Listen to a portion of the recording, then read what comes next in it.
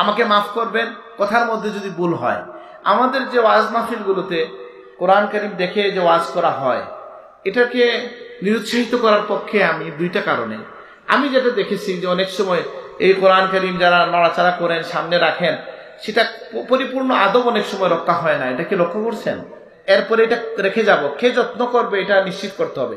ভালো হয় এটা নিয়ে আসলাম, নিয়ে গেলাম, এটা হইতে পারে। ওয়াল্লাযীনা লা ইয়াশহাদুনা আয-যুর ওয়া ইযা মাররু বিল-লাগwi মাররু কিরামা।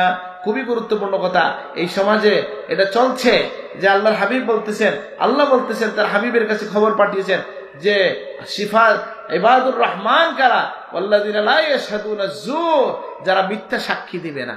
ইয়া আল্লাহ, আমাদের সমাজে নিজের ভাইয়ের কারণে, গোষ্ঠীর কারণে, দলের কারণে মিথ্যা সাক্ষী দিতে তাকায় লোকজন। ওয়াল্লাযীনা ইয়াকুলুনা, আমি আগে একবার বলছি, যারা বলে রব্বানা, হে আমাদের রব, হাব লানা মিন আজওয়াজিনা ওয়া যুররিয়াতিনা কুররাতা আয়ুনিন ওয়াজআলনা লিল মুত্তাকিনা ইমামা। আর যারা বলে রব্বানা হাব লানা, হে আমাদের রব আমাদেরকে দান করুন, মিন আজওয়াজিনা ওয়া যুররিয়াতিনা, আমাদের স্ত্রীদের মধ্য থেকে, সন্তানদের মধ্য থেকে এমন স্ত্রী এবং সন্তান যাদের কারণে আমাদের চক্ষু শীতল হয়ে যাবে। সুবহানাল্লাহ। খারিজিদের বৈশিষ্ট্য ইবনে ওমর রাদিয়াল্লাহু বলছেন যে যে আয়াত কাফিরের শানে নাজিল হইছে সেটা তারা মুমিনের শানে লাগায় দেয়। আল্লাহ নবী নিজে জিয়ারত করছেন, জিয়ারত করতে বলছেন, কিন্তু এখন যদি আপনি কোনো মাজারে জিয়ারত করতে যান, আমার অনেক বন্ধু আছে আপনাকে বলবে মাজার পূজারী, বলে কিনা? বলে না? আচ্ছা, দলিল কি দিতে জানেন? যে মা না'বুদুহুম ইল্লা লিয়ুকাররিবুনা ইলাল্লাহি যুলফা। কাফেররা বলে যে এই মূর্তিদেরকে আমরা পূজা করি কেন? যে এরা আমাদেরকে আল্লাহর কাছে, এদের ইবাদত করি আমরা এই জন্য যারা আল্লাহর কাছ পর্যন্ত পৌঁছায় দেবে। এখন বলেন, মূর্তিদেরকে তারা পূজা করে, অলিদেরকে আমরা পূজা করি না জিয়ারত করি? তো এই আয়াত কি এখানে গিয়ে লাগবো নি? লাগলো? আচ্ছা, আরেকটা বলেন, জিয়ারত কি আমরা বানাইয়া করলাম না রাসূলুল্লাহর নির্দেশ? আল্লাহর হাবিব বলতেছেন, কুনতু নাহাইতুকুম আন জিয়ারাতিল কুবুর আলা ফাজুরুহা, আমি নিষেধ করেছিলাম, এখন তোমরা জিয়ারত করো, ফাইন্না তুযাক্কিরুল মাউত, কারণ এটা মৃত্যুকে স্মরণ করায় দেয়। সুবহানাল্লাহ।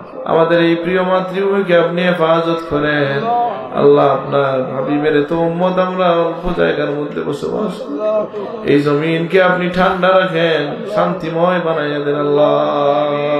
এই জমিনকে আমরা আর রক্তাক্ত দেখতে চাই। রব্বি জাআল হাযাল বালাদা আমিনা, এই জনপদকে আপনি শান্তিময় বানাইয়া দাও।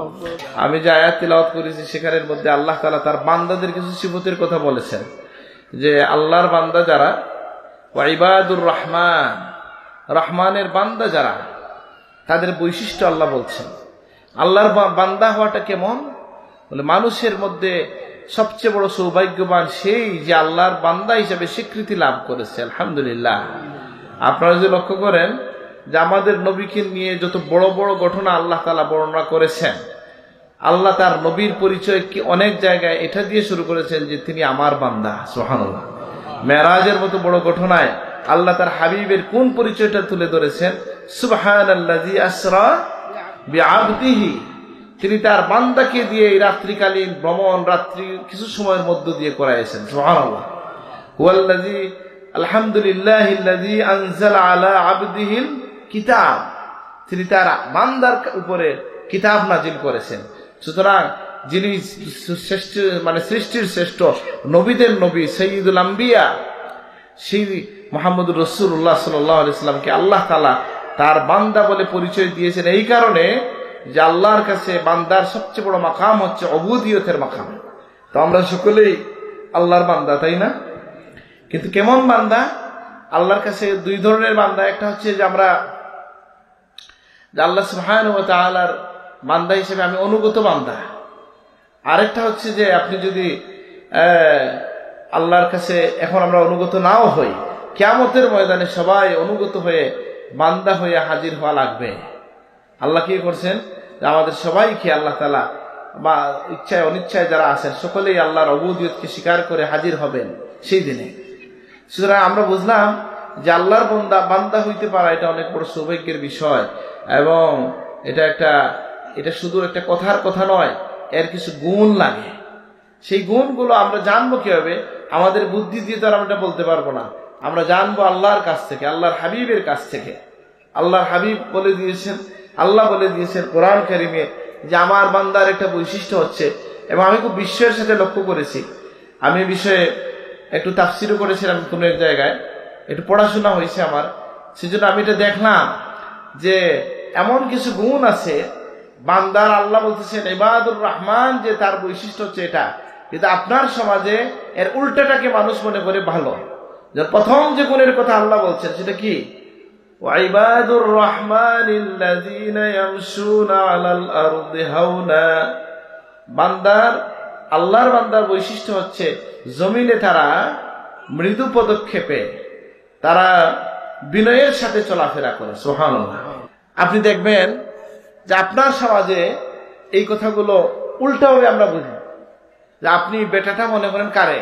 বলে যে লোক অহংকারের সাথে চলাফেরা করে, আর যে লোক বিনয়ের সাথে চলাফেরা করেন, আপনার কাছে তিনি মাটির মানুষ, হিসাবের মানুষ না, কিন্তু আল্লাহ বলেন আমার কাছে সে হিসাবের মানুষ। সুবহানাল্লাহ। হ্যাঁ, এই জন্য রাসূলুল্লাহর একখানা হাদিস আছে, রুব্বা আশআস আকবার মাতরুদুন ফিল আবওয়াব লাউ আকসামা আলাল্লাহ লা আবাররাহ। এই যে অনেক দুরদূষিত মলিন পোশাকের বান্দা আছে যে কিনা দুয়ারে দুয়ারে বিতাড়িত হয়, কিন্তু সে যদি আল্লাহর উপর দাবি করে কিছু বলে আল্লাহ তাকে কবুল করে নেন। সুবহানাল্লাহ। তো সেজন্য আল্লাহ বলতেছেন ইবাদুর রহমানিল্লাযীনা ইয়ামশুনা আলাল আরদি হাওনা। অন্য জায়গায় আল্লাহ বলেন কি যে ওয়ালা তামশি ফিল আরদি মারাহা ইন্নাকা লান তাখরিকাল আরদা ওয়া লান তাবলুগাল জিবালা তুলা। অহংকার বশত জমিনে চলবা না, তুমি জমিনকে বিদীর্ণ করতে পারবা না, তুমি তোমার পাহাড়ের চেয়ে মাথা উঁচু করতে পারবা না।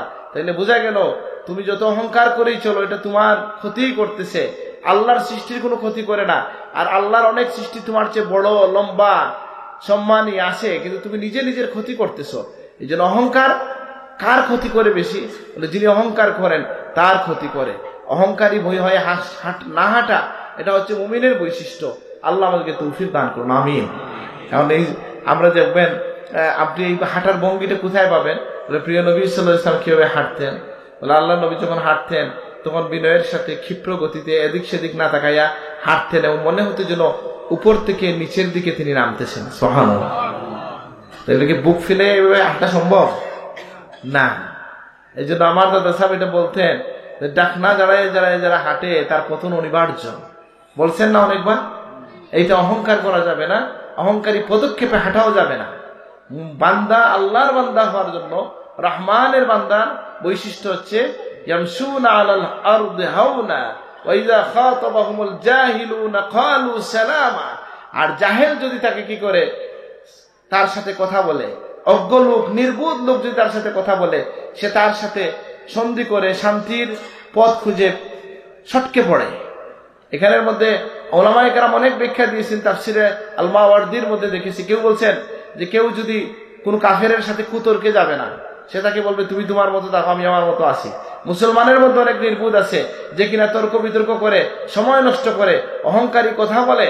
এবং এই যে এখন আমাদের সামনে একটা সময় আসতেছে নি ফেব্রুয়ারিতে, আরে বাবা এখানে তো কথা লড়াই হবে কিনা? আরে বাবা ফার্স্ট তো শেষে একজন দুইজনই করবো না কিনা? এদের আগে মাথা গরম হইবে, চায়ের পাতা গরম হইব, কাফ গরম হইব, মাথা ফাটাফাটি হইতে পারে, কোথা থেকে কোথায় চলে যাবে। কেন এটা? বলে এই নির্বুদ্ধতা করা যাবে না। আমরা নির্বুদ্ধিতার পরিচয় দিব না। যে আমরা কেউ যদি আপনার সাথে নির্বুদ্ধের আচরণ করে, আল্লাহ বলতেছেন আমার বান্দার বৈশিষ্ট্য হচ্ছে ক্বালু সালামা, সে সালামের পথ, শান্তির পথ অন্বেষণ করে। অনেক মানুষ কথায় বড় হতে চায়, আছে না অনেক সময়? তখন আপনি তাকে সুযোগ দিবেন যে ঠিক আছে, আসলে কি কথায় কেউ বড় হতে পারে না। সুতরাং আমরাও সেই পথ নিব, কাজে বড় হওয়ার চেষ্টা করব। আর আসলে কাজে বড় হওয়ার চেষ্টা বলতেও কিছু নাই। এই দুনিয়ায় আপনি কি চাইবেন? আপনার তো চাওয়ার জায়গা হচ্ছে আখিরাত, তাই না? বুঝেন না কথাটা? ঠিক আছে আমি 10 বছর এমন একটা কাজ করব, তারপরে এমনি দুনিয়ার সব লোক আমাকে চিনবে, এটা হইতে পারে আপনার মনে, এবং চিনতেও পারে। কিন্তু মুমিনের জন্য এটাও উত্তম পন্থা নয়। মুমিনের কাজ হবে 10 বছর নয়, ওয়াবুদ রাব্বাকা হাত্তা ইয়াতিয়াকাল ইয়াকিন, মৃত্যু পর্যন্ত ইবাদত করে যাও, আল্লাহর গোলামি করে যাও। আর ফল পাওয়ার জায়গা কোথায়? লাহুমুদ দুনিয়া ওয়া লানাল আখিরাহ। যারা অবিশ্বাসী তাদের জন্য হচ্ছে দুনিয়া, আমাদের জন্য হচ্ছে আখিরাত। সুবহানাল্লাহ। তখন দেখবেন এই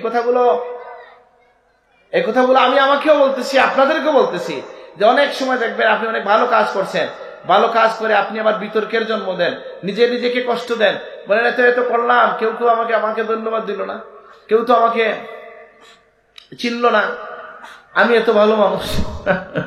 ঠিক আছে না? বলে এই জায়গায় আপনি আবার আমার আমালকে নষ্ট করে ফেললাম, আবার আপনি নিজে থেকে বলতে শুরু করে পাতলা হয়ে যেতে পারেন। আমি যদি আল্লাহর উদ্দেশ্যে কাজ করি, মুখলিসিন আলাহুদ্দিন যদি হয় আমার কাজগুলো, আল্লাহর দিনের জন্য, আল্লাহর জন্য খালিস ভাবে কাজ করতে পারি, তাহলে আল্লাহ চাইলে নামই বানাবেন, আল্লাহ চাইলে নাম না দিবেন, কিন্তু আমার তো পরকালীন জীবন এর নিশ্চয়তা পেয়ে যাচ্ছি, আলহামদুলিল্লাহ। এই জন্য আমরা এই কথায় বড় হতে যাব না, জাহেলি আচরণ করব না। এখানে তাফসীরগুলোতে আসছে কাফেরের কথা, নির্বুধ মুসলমানের মধ্যে নির্বুধ যদি কেউ আপনার সাথে তর্ক জুড়তে চায়, তাহলে তর্ক তো একজন শেষ করতে হবে, আর তর্ক না শেষ করলে একসময় হাতাহাতি কুস্তি হইয়া রক্তারক্তি হয়ে যাবে নাকি? পরে দেখা যায় আমাকে হজে যাওয়ার পর একজন বলছে ওইখানে গিয়া পলিটিক্যাল আলাপ নিয়ে শুরু করে এহরাম অবস্থায় মারামারি করে ফেলছে। ইয়া আল্লাহ, এগুলা শুনবেন আপনারা, প্রসিদ্ধ ঘটনা, নাম করা লোকরা করছে, তো আমি যে এগুলা আবার প্রকাশ্যে বলতেও চাই না, আর অনেকজন তো রেকর্ড করতেছে। তাহলে এটা আমরা করব না। এখন থেকে আমাদের জীবন কিভাবে করবো যে আমরা অহেতুক কোথায় জড়াবো না। আল্লাহ তুমি তৌফিক দান করো, আমিন। আল্লাহর হাবিব বলছেন যে একজন মুমিনের জন্য বৈশিষ্ট্য হচ্ছে কি, যে ভালো মুমিন হওয়ার বৈশিষ্ট্য হচ্ছে যে সে কখনো অহেতুক কাজ থেকে সে বিরত থাকবে। মিন হুসনি ইসলামিল মার'i তারকুহু মা লা ইয়ানিহি। একজন মুমিন, ভালো মুমিন হওয়ার জন্য এটাই যথেষ্ট যে অহেতুক কাজ সে ছেড়ে দিবে। আল্লাহ আমাদেরকে তৌফিক দান করুন, আমিন। অহেতুক কাজ আমরা জীবনে করি কি করি না? বহু সম্মানিত মানুষ আছে গেম খেলে সময় কাটায়, দেখছেন এটা? মানে আমি এক দুজন দেখছি আর কি, প্লেন টেইনে বসতে দেখা যায় অনেকক্ষণ সময়, 4 ঘন্টা কি করবো, একটু গেম খেলাই। ভাই গেম খেলেও আপনি বই পড়েন, নিউজ পড়েন, ঘুমাইয়ে যান, বুঝেন না কথা না? সুতরাং আমরা যেন এরকম কিছু না করি। আপনাদের এটা আমি লোকজনকে দেখি না, এটা একটা অসুবিধা হচ্ছে। আচ্ছা, তাহলে আমাদের পরের বৈশিষ্ট্যটা কি? ওয়াল্লাযীনা ইয়াবিতুনা লিরাব্বিহিম সুজদান ওয়া কিয়ামা। আমি চেষ্টা করছি আপনাদের কাছে আল্লাহর বান্দাদের পরিচয়, আল্লাহ যেটা দিচ্ছেন সেটা বলার জন্য। আল্লাহ আমাকে তৌফিক দান করুন, আমিন। আমরা একটা পাইলাম কি, যে তারা বিনয়ী হবেন। বলেন মুমিনের বৈশিষ্ট্য কি হবে? আচ্ছা, বিনয়ীটা কেমন? বলে জীবনের প্রতিটা ক্ষেত্রে এটা লাগে। আর বিনয় এমন, যদি আপনি বিনয়ী হন, যেটা মানুষ চায়, নবীজি বলছেন এটা আল্লাহ তাকে অটোমেটিকলি দান করেন। সুবহানাল্লাহ। যেমন অহংকার করে আমি কি বলতে চাই, অহংকার করে আমি আসলে সম্মানিত হইতে চাই যে আমি একজন কেউ। রাসূলুল্লাহ সাল্লাল্লাহু আলাইহি সাল্লাম ফরমাচ্ছেন, মান তাওয়াদা লিল্লাহ রাফাহুল্লাহ। আল্লাহর দিকে তাকাইয়া কেউ যদি মাথা নত করে, আল্লাহ তার মাথা উঁচু করে দেবেন। তাহলে বিনয়ী হইলে লাভ হয় না ক্ষতি হয়? আইম্মায়ে কেরাম বলতেছেন একজন লোকের দুশমন তৈরি হওয়া সম্ভব না যে বিনয়ী আছে। বুঝেন না কথা? যার মধ্যে বিনয় আছে তার কোনো দুশমন তৈরি হতে পারবে না।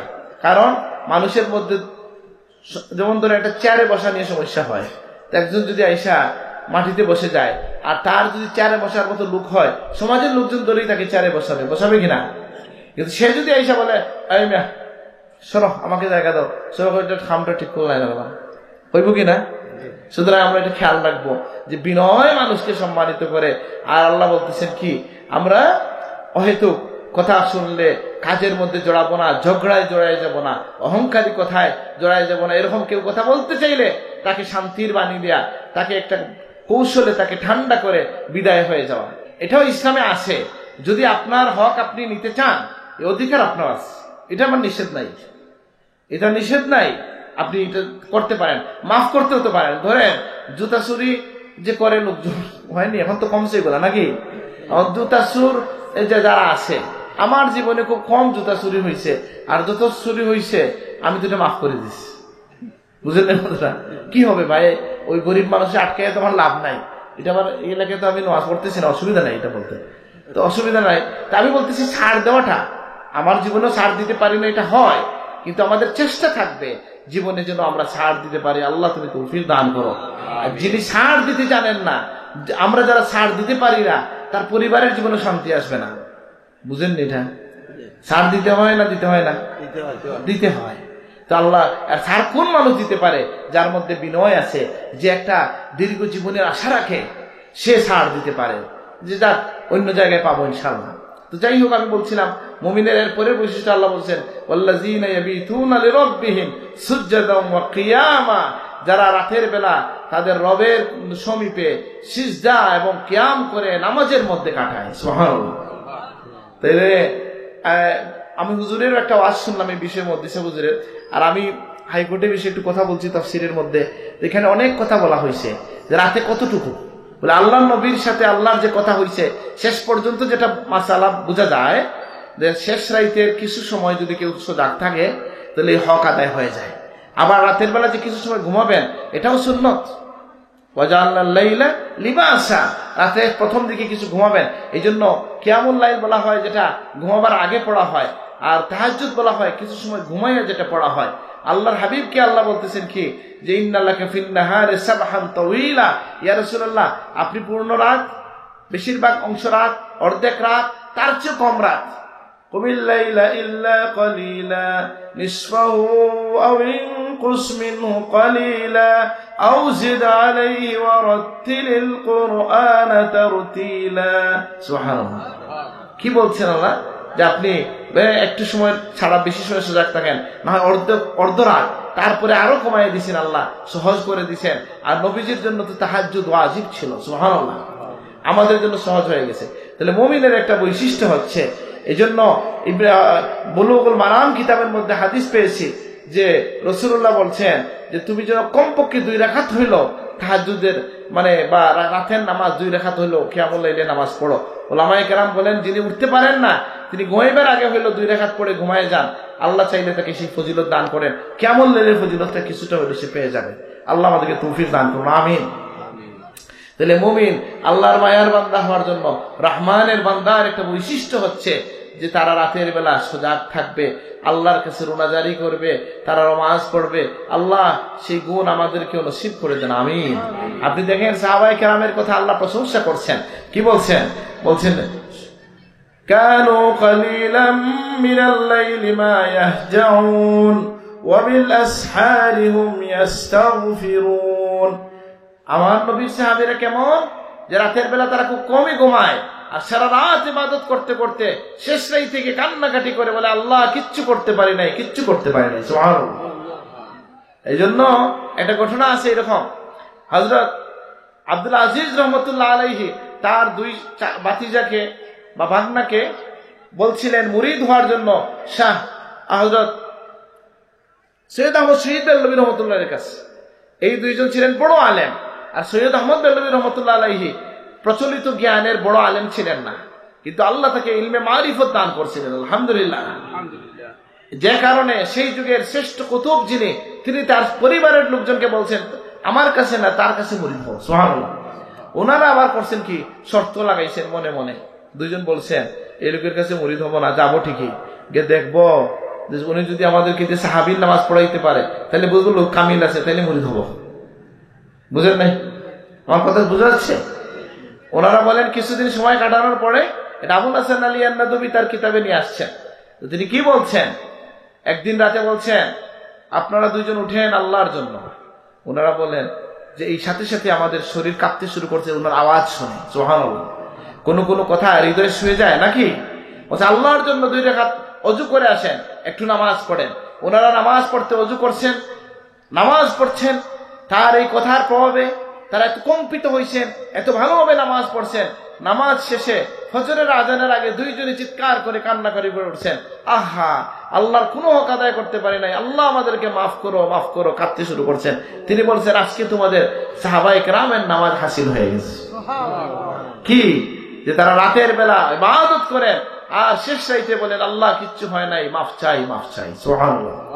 এটাই বলা হচ্ছে কোথায়, কানু কালিলাম মিনাল লাইলি মা ইয়াহজাউন ওয়া বিল আসহারি হুম ইস্তাগফিরুন। যে তারা রাতের বেলা কম ঘুমায়, ইবাদত করে, আর শেষ রাইতে তারা কি করে ইস্তেগফার করে। যেমন আমাদেরও তো কম ঘুম হয়, কিন্তু নামাজের জন্য না ফেসবুকের জন্য বলে না, কানু কালিলাম মিনাল লাইলি মা ইয়াহজাউন, কম ঘুমাই আমরা। আল্লাহ আমাদেরকে সাহাবায়ে কেরামের অনুসরণ করার তৌফিক দান করুন, আমিন। সেই সাহাবায়ে কেরাম যাদের ব্যাপারে আল্লাহ বলছেন আমিনু কামা আমানান নাস, মানে নাস যারা সাহাবায়ে কেরাম, যে আমার সাহাবীদের যেমন ঈমান তেমন ঈমান তোমরা আনো, সুবহানাল্লাহ। এই আয়াত থেকে আহলুস সুন্নাত ওয়াল জামাত রাসূলুল্লাহ সাহাবীদেরকে সত্যের মাপকাঠি বলেন, যেটা নিয়ে অনেক বিতর্ক ইদানিং কালে অনেকে করে থাকে। যাই হোক, এটা আমার আজকে আলোচনার বিষয় না। তাহলে কি আমরা বুঝলাম যে মুমিনের আরেকটা বৈশিষ্ট্য হচ্ছে তারা কি করবে, যে তারা রাতের বেলা কান্নাকাটি করবে, দোয়া করবে। আর কি মুমিনের একটা বৈশিষ্ট্য হচ্ছে তারা বেশি বেশি দোয়া করবে। এবং এখানেই দুইবার আল্লাহ তাআলা দোয়ার কথা নিয়ে আসছেন, কি والذين يقولون ربنا اصرف عنا عذاب جهنم إن عذابها كان غراما, যারা বলবে আল্লাহ আমাদের থেকে আপনার জাহান্নামের আযাবটা কি করেন সরায়া নেন, এটা এক অত্যন্ত নিকৃষ্ট ঠিকানা, এই আযাব যাকে ধরে সে ছাড় পাওয়ার সুযোগ নাই। আল্লাহ আমাদেরকে আপনি কি করেন আপনার জাহান্নামের আযাব থেকে বাঁচান। তাহলে মুমিনের বৈশিষ্ট্য পাওয়া গেল, তারা বিনয়ী হবে। মুমিনের বৈশিষ্ট্য হচ্ছে যে তারা জাহেলের সাথে সুন্দরভাবে আচরণ করবে। মুমিনের বৈশিষ্ট্য হলো যে তারা শেষ রাতে তাহাজ্জুদ পড়বে, কান্নাকাটি করবে। আর একটা বৈশিষ্ট্য পাওয়া গেল, তারা জাহান্নাম থেকে পানা চাইবে, দোয়া করবে। বেশি বেশি দোয়া করাও মুমিনের বৈশিষ্ট্য, সুবহানাল্লাহ। বৈশিষ্ট্যকে যে মানুষ আল্লাহর কাছে হাত তুলতে পারে, যারা রাখবেন যে তার জীবন সফল, সে অবশ্যই তার জীবনের সফল হবে। কি হবে, যে আল্লাহর কাছে যা চাওয়া যায় তাই তো পাওয়া যায়, সুবহানাল্লাহ। এটা অনেক জায়গায় বলছি, আর বলতে চাই না। দোয়া কবুলের পদ্ধতি কি বলে তিনটা। একটা হচ্ছে আল্লাহ সাথে সাথে দেন, আল্লাহ সময় মতো দেন, অথবা আল্লাহ আখিরাতে বান্দা যখন আটকে যায় সেই সময় এই দোয়াকে আমলনামার মধ্যে ইবাদত হিসাবে দিয়া, কারণ দোয়া হুয়াল ইবাদা, দোয়া নিজেই একটা ইবাদত। এই কারণে তার আমলনামার পাল্লাকে ভারী বানাই আল্লাহ তাকে জান্নাতে দিয়ে দেন। আল্লাহ আমাদেরকে তৌফিক দান করুন, আল্লাহর কাছে যেন আমরা হাত তুলতে পারি, আমিন। একই কথা তো বারবার মনে পড়ে, কোথাও বলছি, আমার ছাত্রদেরকে বলছি, আমার কাছাকাছি ইউনিভার্সিটির কাছাকাছি একটা সাইকোথেরাপি সেন্টার আছে। সাইকোথেরাপি কি আমি বুঝি না আসলে খুব একটা, ওইটা আমাদের খুব আমার ডিপার্টমেন্টের কাছেই অনেক লোকজন আসে। আমার সাথে একদিন একটা ছেলে আসছে দেখা করার, বললো যে আমি আপনার কাছে আসছি, আমার বাড়ি আপনাদের এই সমস্ত এলাকায় কোথাও, নামটার মনে নাই, আমি চিনিও না তাকে। সে বলছে আমি আসছি সাইকোথেরাপি সেন্টারে, কয়েকদিন থেকে আসা যাওয়া করতেছি, আর আপনি যেখানে আসেন এটা জানি, জন্য খুঁজে আপনার কাছেও আসছি। বলে কি বিষয়? বলে আমার মধ্যে হতাশা কাজ করে, আর কি বলে জীবনের কোনো অর্থ খুঁজে পাই না, এই জন্য আমি আত্মহত্যার চিন্তা করতেছি। এই জন্য আমার পরিবার তাকে কি করছে, আমাদেরকে আমার পরিবার, এটা কোরআন শরীফ থাকলে কেউ আমাকে দিয়েন, মাহবুব সাহেব, সূরা ফুরকানের আয়াত বের করে যদি পারেন দিয়েন, আর কি যদি সুযোগ থাকে। যাই হোক, যেটা বলছিলাম যে আমাকে এটা সে বললো, আমি বললাম তাহলে তুমি সাইকোথেরাপিতে যে আসো, তারা কি করলো, তোমাকে কি চিকিৎসা দিল? দেখেন কি হয়, দোয়া এখান থেকে বুঝবেন। কি বলছে, হ্যাঁ বের করতে পারেন, সব ফুরকান বের করেন। কি বলছে? বলছে যে তোমার জীবনের যা কথাবার্তা আছে, দুঃখ আছে, বলো, আমরা লিখে ফেলবো। আমার কথা বুঝছি দেওয়া, কেন এই কথা? সাইকোথেরাপির এই পদ্ধতি কেন ভাই? কেউ যদি তার মনের দুঃখ ব্যথা প্রকাশ করে ফেলে তাহলে দিলটা হালকা হয়। আমি তাকে বললাম তুমি মানুষের দুয়ারে দুয়ারে লেখাইয়া লাভ কি, ঊর্ধ্ব জগতে আল্লাহর কাছে বলতে থাকো। বুঝেন আপনারা? কেউ যদি দোয়া করে তাহলে তার মনের হৃদয়ের আকুলি বিকুলি বলা হয়ে যায় কিনা? আর এখনকার মনোবিজ্ঞানীরা বলতেছে কেউ যদি মনের কথাগুলো বলে ফেলে তাহলে মন হালকা হয়, এতে তার অশান্তি, তার যে হতাশা, ফ্রাস্ট্রেশন, এটা দূর হয়ে যায়। সুবহানাল্লাহ। তাহলে এই দোয়া আপনাকে কি দিচ্ছে? বলে এই দোয়ার মধ্য দিয়া যেমন আপনি ইবাদতের সওয়াব পাচ্ছেন, যা চাইতেছেন তা পাইতেছেন, আবার সাথে সাথে আপনার মনোজাগতিক ভাবে আপনি সুস্থ থাকতেছেন। আলহামদুলিল্লাহ। আল্লাহ আমাদেরকে আল্লাহর কাছে দোয়া করার তৌফিক দান করুন, আমিন। অনেক সময় আছে যে আমরা অনেক মানুষ আমরা এরকম আছি যে মনে করতে পারি না বিগত কোন দিন আল্লাহর কাছে কান্নাকাটি করছি, এরকম লোক নাই? আল্লাহ মাফ করুক। আল্লাহ আমরা যেন সেই দলে সামিল না হই যে আপনি তখন আস্তে আস্তে আমরা আল্লাহ থেকে দূরে চলে যাব, কান্নাকাটি করব। আল্লাহ বলছেন তোমরা বেশি বেশি কি করো, দোয়া করো, কান্নাকাটি করো, হাসাহাসি কম করো।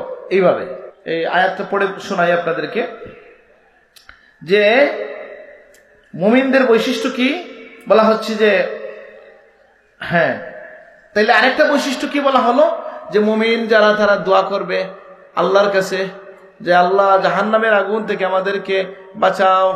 এরপর আরেকটা কি, এই জাহান্নাম অত্যন্ত নিকৃষ্ট ঠিকানা, ইন্না সাআত মুস্তাকাররান ওয়া মুকামা, জাহান্নাম হচ্ছে আবাসস্থল হিসাবে অত্যন্ত নিকৃষ্ট। এরপরের বৈশিষ্ট্য কি মুমিনের, যে ওয়াল্লাযীনা ইযা আনফাকু লাম ইউসরিফু ওয়া লাম ইয়াকতুরু ওয়া কানা বাইনা যালিকা কাওয়ামা। মাশাআল্লাহ, আল্লাহ আপনার জীবনের অর্থনৈতিক বিধানের বিষয়ে আল্লাহ তাআলা বলে দিচ্ছেন এখানে। অর্থনীতি কেমন হবে, আপনার অর্থনৈতিক অবস্থানটা কেমন হবে সেটা আল্লাহ তাআলা এখানে বলে দিচ্ছেন। কি হবে যে আমরা বলতেছেন আল্লাহ মুমিনের একটা বৈশিষ্ট্য হচ্ছে ওয়াল্লাযীনা ইযা, যখন তারা কি করে, খরচ করে, লাম ইউসরিফু, ইসরাফ করে না, বাড়াবাড়ি করে না, ওয়ালাম ইয়াকতুরু, আর তারা কি করে না, বখিলিও করে না, বেশি যে করে না, কমও করে না, ওয়া কানা বাইনা যালিকা কাওয়ামা, আর এই দুইটার মধ্যবর্তী অবস্থানে থাকে। সুবহানাল্লাহ। অন্য আয়াতের মধ্যে কি আসছে, ওয়ালা তাজআল ইয়াদাকা ইলা উনুকিকা ওয়ালা তাবসুকহা কুল্লাল বাস ফাতাকুদা মালুমান মাখজুলা। সুবহানাল্লাহ। আল্লাহ বলছেন তুমি তোমার হাতকে এখানে রাখবা না, আমি কিচ্ছু দিব না, হাত ঘাড়ের কাছে নিয়ে রাখবা না, কিচ্ছু দিব না। ওয়ালা তাবসুকহা কুল্লাল বাস, আবার একদিনে সব দিয়ে দিও না, মানে পুরোপুরি খুলে দিও না, তাহলে তুমি কি হবা, পরে আফসুস করবা। মানুষ অনেক সময় আছে না, আবেগের বশবর্তী 100 বস্তা সিমেন্ট বলে 1 বস্তা পরে দেয় না, আছে না এরকম, আছে না? যাই হোক, এটা অন্য বিষয়। তাইলে কি পাওয়া গেল যে মুমিনের একটা বৈশিষ্ট্য হচ্ছে, হ্যাঁ ঠিক আছে, আমি আবার একটা কিছু আপনাদেরকে বলি, অনেকে এটা খারাপ ভাবে নিতে পারেন, এই মুহূর্তে আমার খেয়ালের ছুটে যাচ্ছে, এই জন্য আমি কোরআন নিয়ে আসছি। কিন্তু আমার একটা বিবেচনা হচ্ছে, আমাকে মাফ করবেন কথার মধ্যে যদি ভুল হয়, আমাদের যে ওয়াজ মাহফিল গুলোতে কোরআন কারীম দেখে যে ওয়াজ করা হয়, এটাকে নিরুৎসাহিত করার পক্ষে আমি দুইটা কারণে। আমি যেটা দেখেছি যে অনেক সময় এই কোরআন কারীম যারা নড়াচড়া করেন, সামনে রাখেন, সেটা পরিপূর্ণ আদব অনেক সময় রক্ষা হয় না। এটা কি লক্ষ্য করছেন?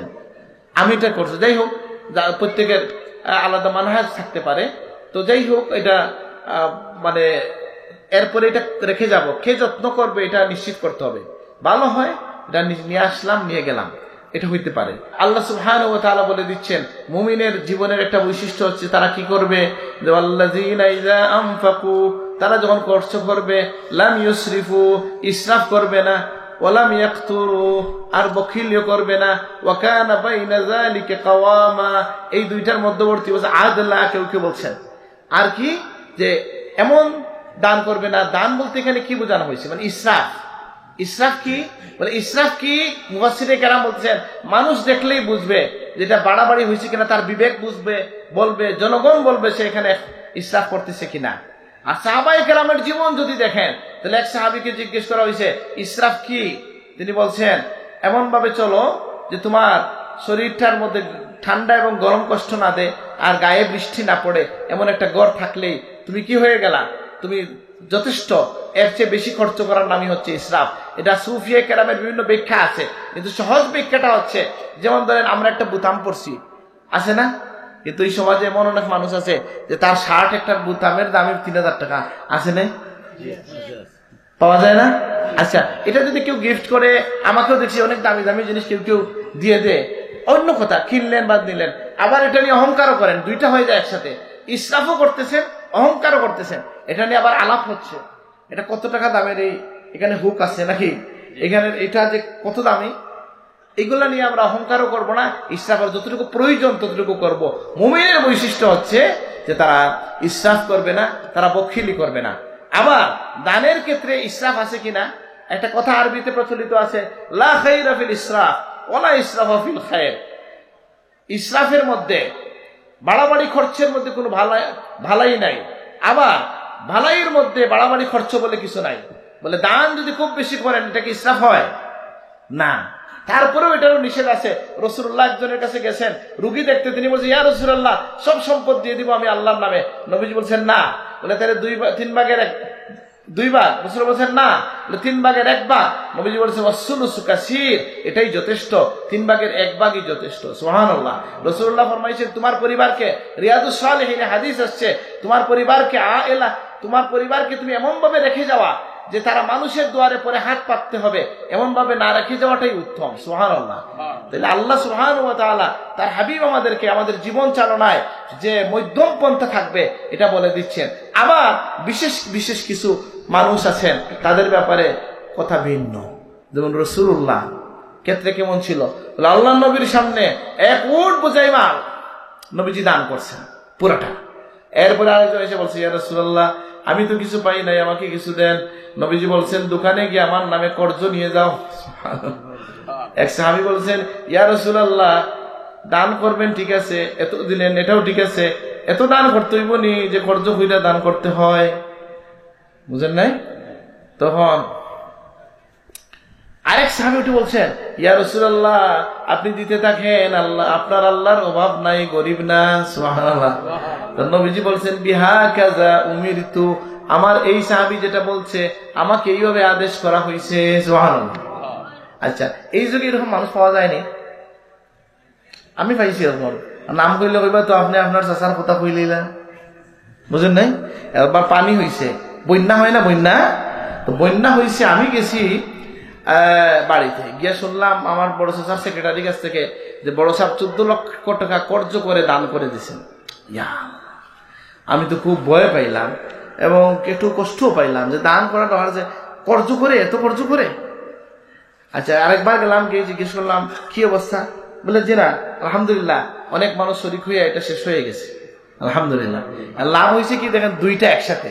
উনি যখন কর্জ করে দিয়েছেন পূর্ণ সব উনি পাইছে, আর পরে যে শরীক হয়েছে সেও সব পাইছে আলহামদুলিল্লাহ। এই সাহস থাকার জন্য আপনার আল্লাহর সাথে একটা তাআল্লুক লাগবে যে ইনশাআল্লাহ এই বিশ্বাস রাখবেন আল্লাহ আমাকে ওয়াদা করছেন।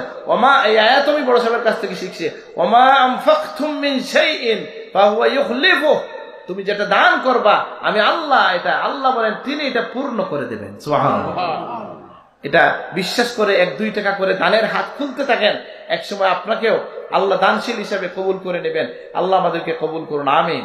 তো আমি যেটা বলছিলাম, সময় কমে গেছে, কথা শেষ করতে চাই যে আমাদের আয়াতটা কি, যে মুমিনের আরেকটা বৈশিষ্ট্য হচ্ছে কি, ওয়াল্লাযীনা লা ইয়াদউনা মা'আল্লাহি ইলাহান আখার ওয়া লা ইয়াকতুলুনা আন-নাফসাল্লাতী হারামাল্লাহ ইল্লা বিল হাক্কি ওয়া লা ইয়াজনুন।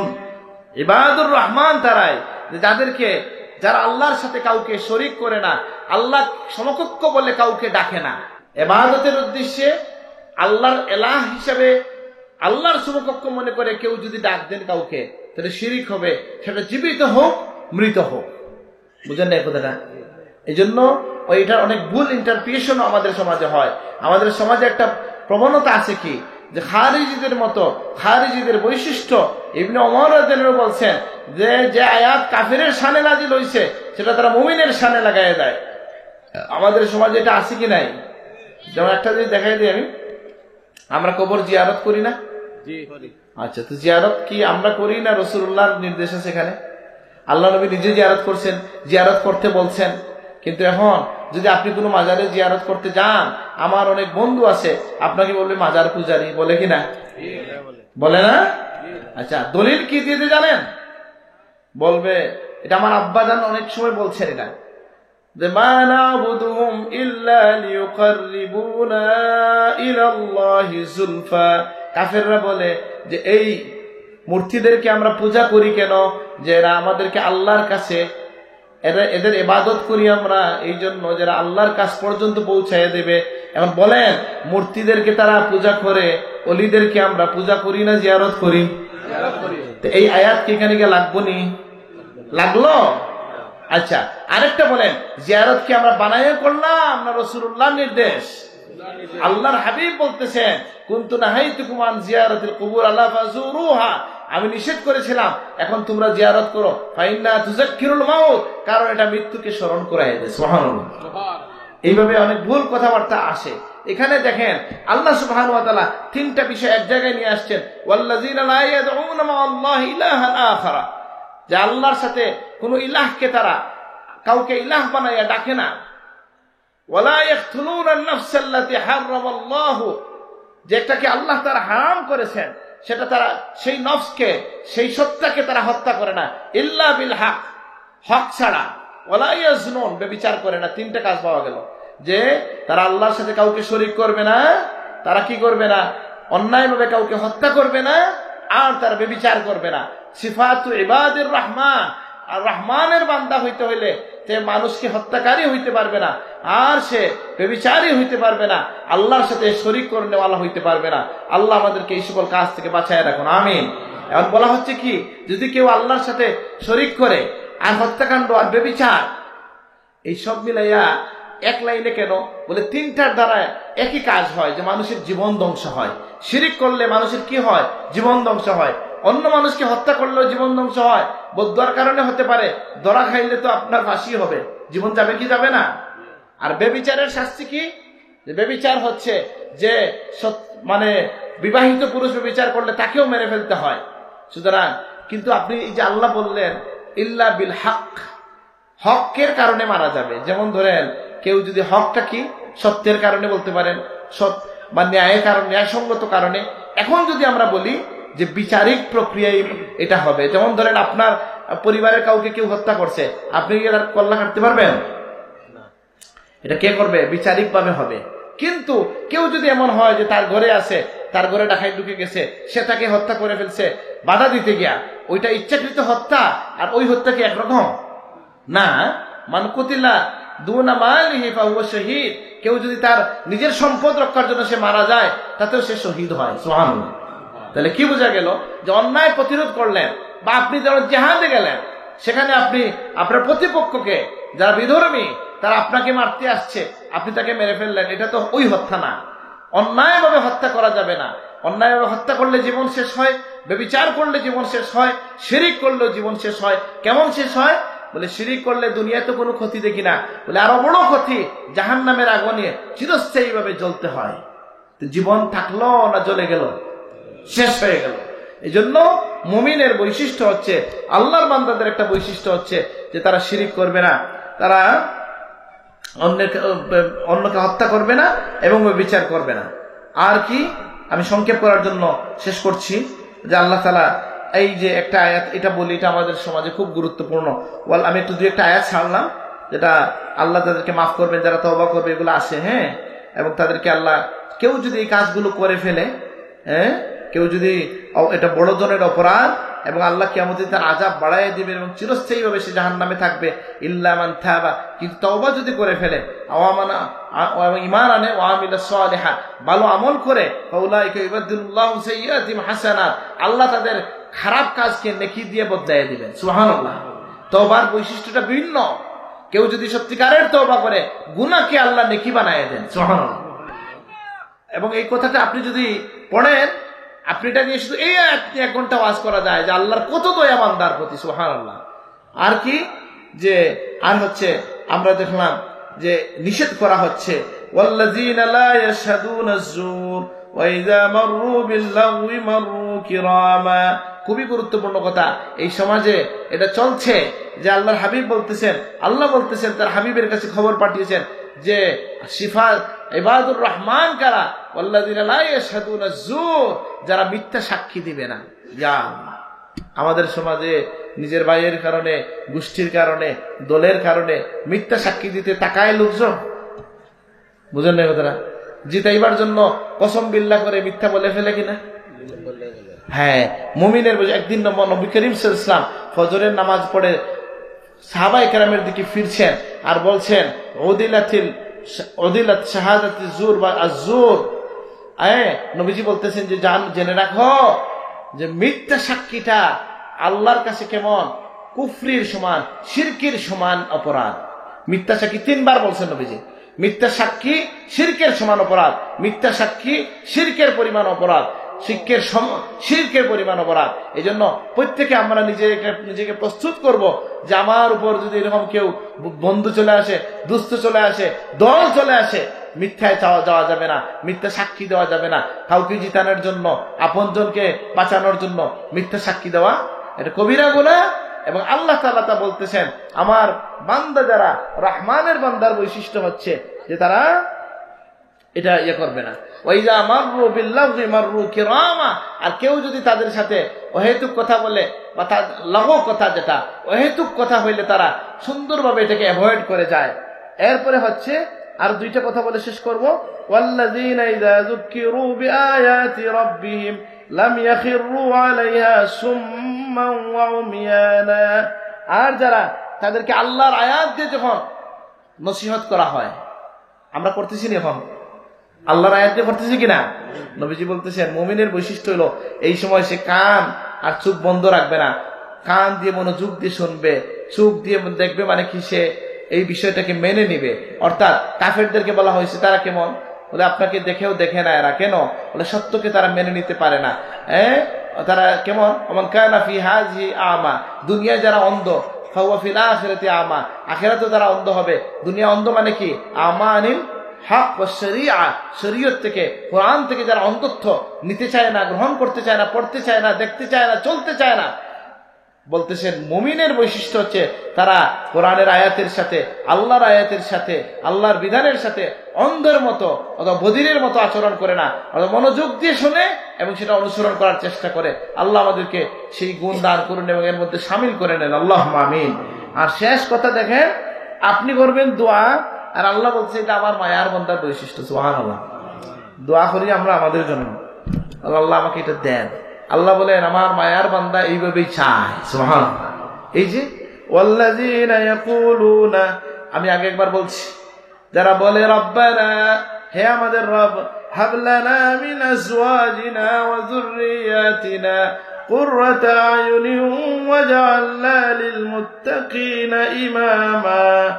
আর যারা বলে রব্বানা হাব লানা, হে আমাদের রব আমাদেরকে দান করুন, মিন আজওয়াজিনা ওয়া যুররিয়াতিনা, আমাদের স্ত্রীদের মধ্য থেকে, সন্তানদের মধ্য থেকে এমন স্ত্রী এবং সন্তান যাদের কারণে আমাদের চক্ষু শীতল হয়ে যাবে। সুবহানাল্লাহ। আর ওয়াজআলনা লিল মুত্তাকিনা ইমামা, মুত্তাকিদের জন্য আমাদেরকে ইমাম বানায়া দেন। সুবহানাল্লাহ। তাহলে ইমামতি চাওয়া যায় কিসের, বলে মুত্তাকিদের ইমাম হব। এটার জন্য আপনি দোয়া করতে পারেন, কিন্তু এটার জন্য আপনি আরেকজনের মাথা কাটতে যাইয়েন না। কার কাছে চাইবো আমরা? আল্লাহর কাছে চাইবো যে আল্লাহ মানুষের নেতা বানায় দেন আমাকে, অসুবিধা নাই। আল্লাহর কাছে সবকিছু চাওয়া যায়, যায় কিনা? যায়। এখন আমার কাছে এটা খুব বিস্ময়কর লাগে যে আমি চাইলাম আমার জন্য, আর আল্লাহ বলেন যে এটাই হচ্ছে আমার মায়ার বান্দার বৈশিষ্ট্য। সুবহানাল্লাহ। তাহলে আমি শেষ করবো এই কথার উপরে, যেহেতু গভীর রাত হয়েছে, আমি শেষ করলাম এই কথার উপরে যে এবং অনেক বৈশিষ্ট্য বলছেন এদেরকে আল্লাহ কি কি দিবেন, জান্নাত, তারা যে ধৈর্য ধরছে এই জন্য আল্লাহ তাআলা তাদেরকে কি দিবেন, উলাইকা ইউজাউনাল গুরফাতা বিমা সাবারু, জান্নাতে স্পেশাল ঘর দেওয়া হবে। সুবহানাল্লাহ। ওয়া ইয়ালকাউনা ফিহা তাহিয়াতান ওয়া সালামা, আর সেখানে অভিবাদন থাকবে, স্যালুট থাকবে, সালাম থাকবে। সুবহানাল্লাহ। খালি ঘর থাকবে না, সম্মানও থাকবে। খালিদিনা ফিহা, এই বৈশিষ্ট্যওয়ালা মুমিনরা চিরস্থায়ীভাবে জান্নাতে থাকবে। সুবহানাল্লাহ। হাসুনাত মুস্তাকাররান ওয়া মুকামা, আবাসস্থল হিসাবে, অবস্থানস্থল হিসাবে অত্যন্ত সুন্দর হবে।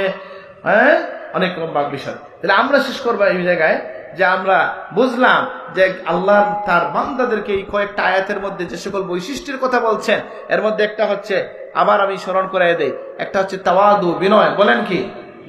বিনয়। আমরা যেন সকলে বিনয়ী হয়ে চলতে পারি, আল্লাহ তুমি তৌফিক দান করো, আমিন।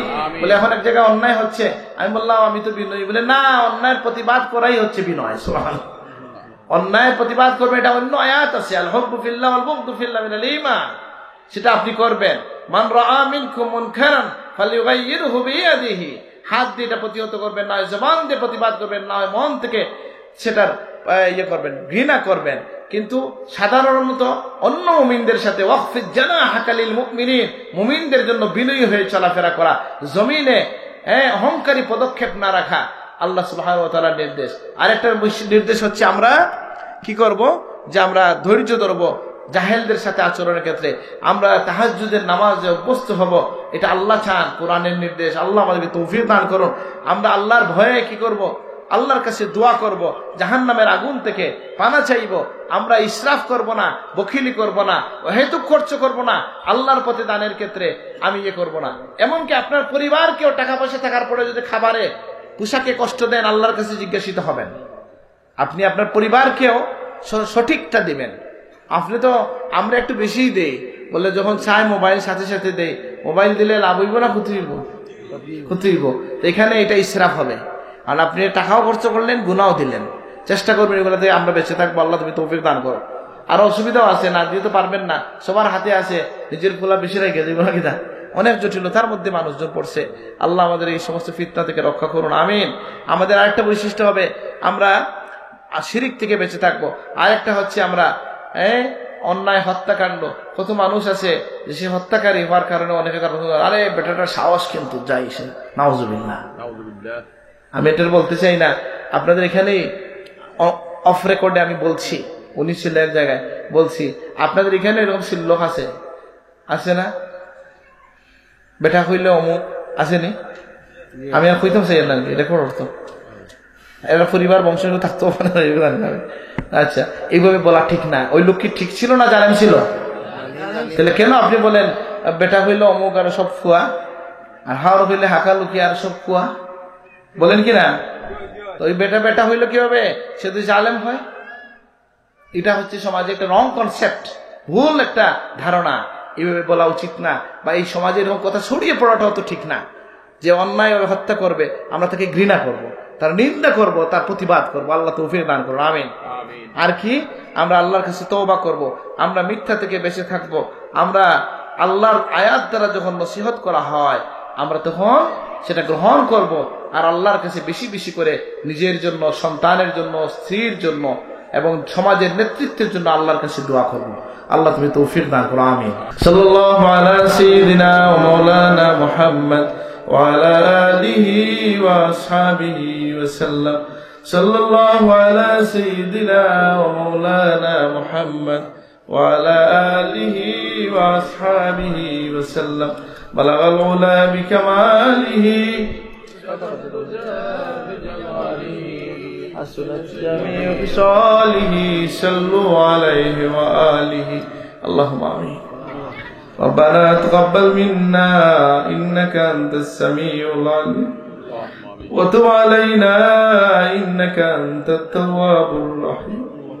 ربنا ظلمنا أنفسنا وإن لم تغفر لنا وترحمنا لنكونن من الخاسرين. আল্লাহ আজকে আয়োজনকে কবুল করে নেন। আল্লাহ এই আয়োজনের সব আপনার হাবিবের খিদমতে পৌঁছাইয়া দেন। तमाम अंबिया किराम साहबाए किराम ताबीन तबे ताबीन इमाम मुस्ताहिदीन उलमा कुर्रा फुकाहा मुहद्दिसिन मुफस्सिरीन तमाम दाने औलिया कामिल কাছে পৌঁছে এই আতরাফের মুর্দিগানের কাছে পৌঁছাইয়া দেন। আয়োজকদের আখে সাকারাতদের কাছে পৌঁছাইয়া দেন। আল্লাহ আমাদের উপর যত মানুষের হাফেজদের কাছে পৌঁছাইয়া দেন। আপনার হাবিবের সকল উম্মতের কাছে পৌঁছাইয়া দেন। আমাদের পীর ও মুর্শিদের রূহের মধ্যে পৌঁছাইয়া দেন। শাহজালাল মুজাদ্দিদ রেহমানি সেটা আউলিয়ার কাছে পৌঁছাইয়া দেন। ইয়া আল্লাহ, আমাদের মধ্যে যারা অসুস্থ জীবা নসিব করে দেন, যারা অভাবগ্রস্ত অভাব দূর করে দেন। ইয়া আল্লাহ, আল্লাহ যারা ঋণগ্রস্ত আছে ঋণ আদায় করার তৌফিক দান করুন। বেরোজগারদের হালাল রুজির দরওয়াজা খুলে দেন। ইয়া আল্লাহ, বিদেশ বাড়িতে যারা আছে আল্লাহ ঈমান আমানে সালামত আল্লাহ রুজির মধ্যে বরকত নসিব করে দেন। ইয়া আল্লাহ, আল্লাহ আমাদের যে সকল ভাইদের জন্য দোয়া চাওয়া হয়েছে আল্লাহ তাদের দরখাস্তকে নেক বানাইয়া কবুল করে নেন। ও ফাওয়িদু আমরি ইলাল্লাহ ইন্নাল্লাহা বাসীরুম বিল ইবাদ। আল্লাহ আমাদের মধ্যে যারা ঋণগ্রস্ত আছে আদায় করার তৌফিক দান করুন। আল্লাহ যারা বেরোজগার আছে হালাল রুজির দরওয়াজা খুলে দেন। দুনিয়ার দিকে দিকে আপনার হাবিবের মজলুম উম্মতকে সাহায্য করেন। ইয়া আল্লাহ, ভারতের মুসলমানদেরকে সাহায্য করেন। ইয়া আল্লাহ, গাজার মুমিন মুমিনাতকে সাহায্য করেন। ইয়া আল্লাহ, সুদানের এই গৃহযুদ্ধকে আপনি বন্ধ করে দেন ইয়া আল্লাহ। আমাদের এই প্রিয় মাতৃভূমিকে আপনি হেফাজত করেন আল্লাহ। আপনার হাবিবের তো উম্মত, আমরা অল্প জায়গার মধ্যে বসবাস, এই জমিনকে আপনি ঠান্ডা রাখেন, শান্তিময় বানাইয়া দেন আল্লাহ। এই জমিনকে আমরা আর রক্তাক্ত দেখতে চাই। রব্বি জাআল হাযাল বালাদা আমিনা, এই জনপদকে আপনি শান্তিময় বানাইয়া দেন। আমাদের যার মনে যেন এক মাকসাদ আছে পূর্ণ করে দেন। কিয়ামতের ময়দানে দিনে আপনার হাবিবের সুপারিশ নসিব করে দেন। আপনার হাবিবের হাতে হাউজে কাউসার ফেলাইয়া দেন। আপনার হাবিবের পিছে পিছে আপনার হাবিবের দামনের নিচে করে সিরাত পার করাইয়া দেন ইয়া আল্লাহ। মৃত্যুর সময় আমাদেরকে মায়ার সাথে ডাক দিয়েন। খাস করে আল্লাহ আজকের আয়োজন যারা করছে, আমাদের আল ইসলামী পরিষদকে কবুল করে নেন আল্লাহ। প্রতিটা সদস্যকে আপনি হেফাজত করেন, কবুল করেন আল্লাহ। আমাদেরকে আপনার মায়ার বান্দাদের নকশে কদমে চলার তৌফিক দান করুন আল্লাহ। আপনার ওলিদের তালিকায় আমাদের নাম উঠায় নেন আল্লাহ। আল্লাহ আমরা যদি জাহান্নামের তালিকায় কারো নাম তাকে মিঠাই দেন ইয়া আল্লাহ। আল্লাহুম্মা আজরিনা মিনান নার, আল্লাহুম্মা আজরিনা মিনান নার, আল্লাহুম্মা আজরিনা মিনান নার। সুবহান রাব্বিকা রাব্বিল ইজ্জাতি আম্মা ইয়াসিফুন ওয়া সালামুন আলাল মুরসালিন ওয়ালহামদুলিল্লাহি রাব্বিল আলামিন। আমিন।